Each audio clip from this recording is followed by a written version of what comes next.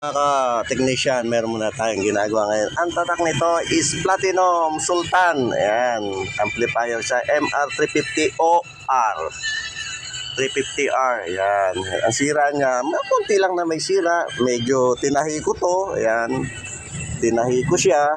Gawa nung nabuisit yata yung may-ari nito, pinaulanan. Ayan, ayan o. Ayan.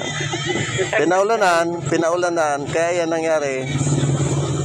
Nawasak yung kuwan, yung PCB board niya. Samantala yung may-ari hindi nauulanan. Ayan po yung may-ari. Tapos syempre pinalitan ko na rin yung mga transistor niyang 5401 saka 5551. Ayan, konti lang may pinalit ko eh. Siguro mga 12. Ayan. Pagpalagay na natin. Magkano ba isa nito, Dan?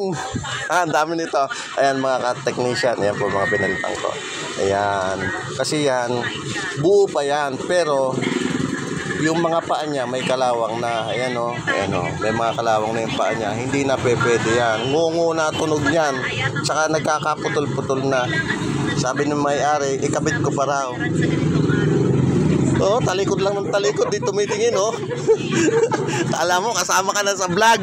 Ayan po mga ka-technician. So, kung sino po yung magpapagawa ng Platinum Sultan MR350R, ayan po ang kanyang model. So, patunogin nga natin kung kuhan. Oo nga pala mga ka-technician, mga ka-repairman, bago kayo mag-testing ng, huwag nyo munang sasaksak sa 220.